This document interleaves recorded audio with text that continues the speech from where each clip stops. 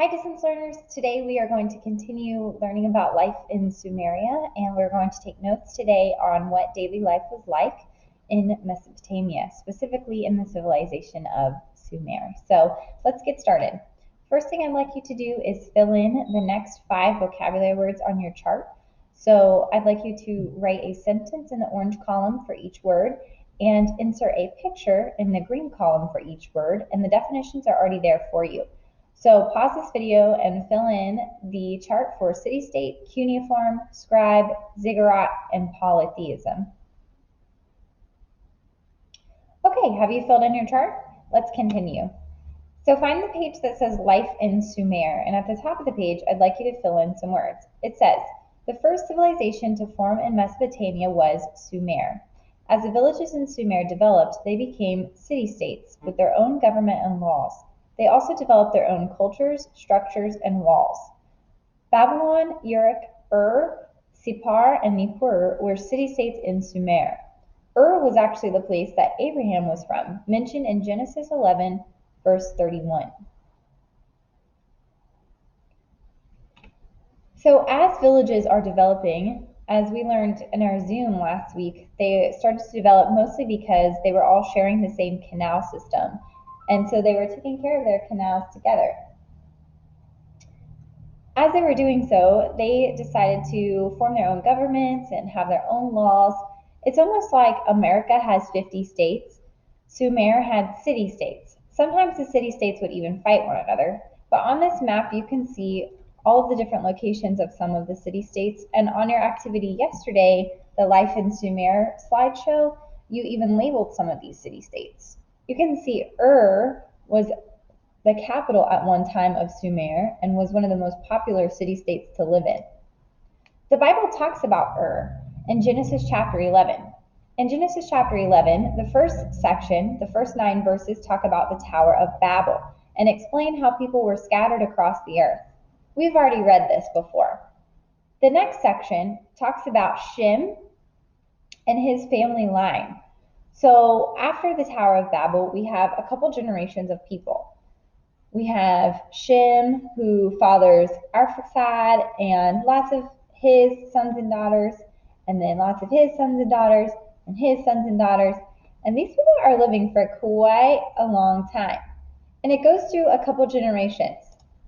It actually mentions about 2,471 years here of generations of people living in the area of Mesopotamia. And then finally, we get to a section in Genesis 11 that talks about Abram, who will later become Abraham.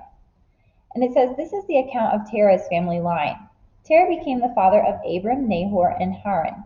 And Haran became the father of Lot. And while his father, Terah, was still alive, Haran died in of the Chaldeans, in the land of his birth. Abram and Nahor both married. The name of Abram's wife was Sarah, and the name of Nahor's wife was Milcah. She was the daughter of Haran, the father of both Milcah and Iscah. Now Sarah was childless because she was not able to conceive.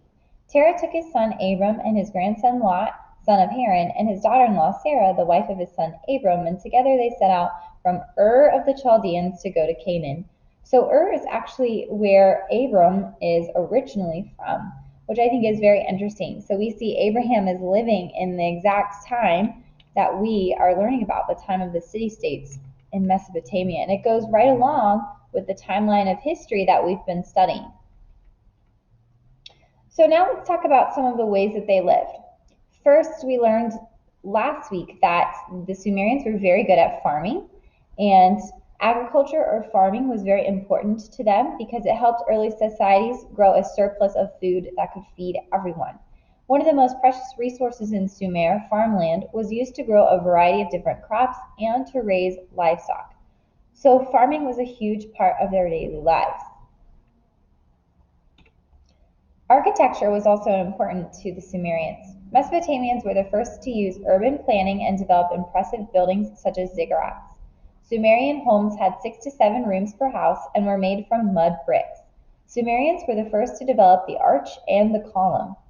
Over here you can see an example of a Sumerian temple, which is very advanced and ornately decorated.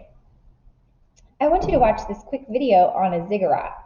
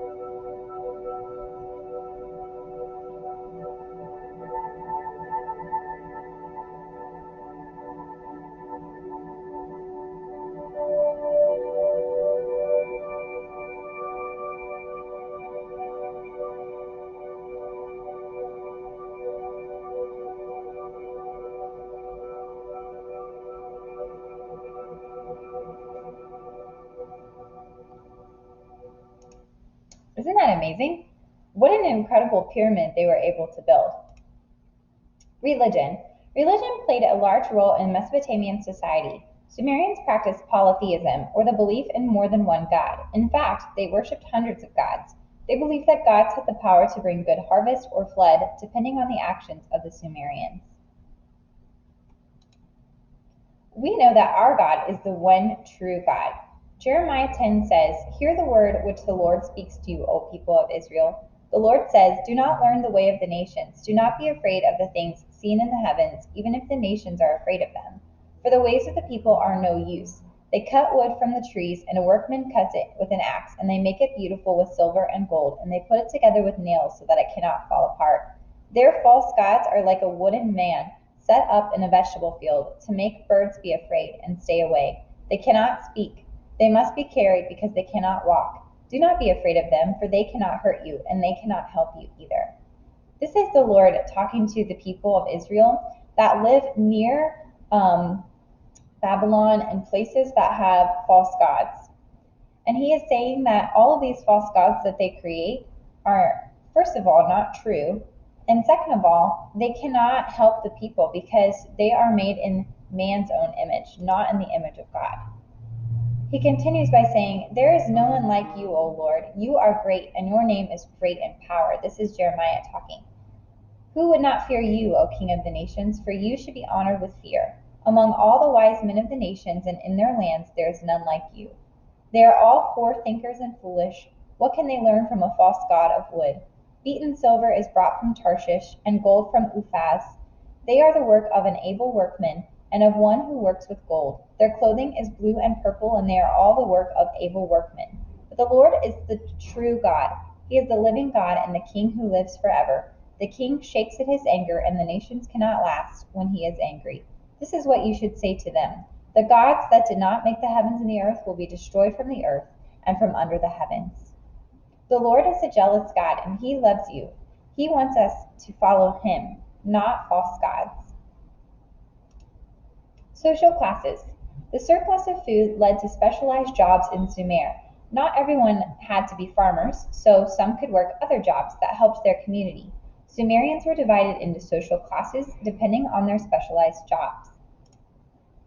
So go ahead and fill in your triangle now on your notes with the social classes that you also learned about in your tasks.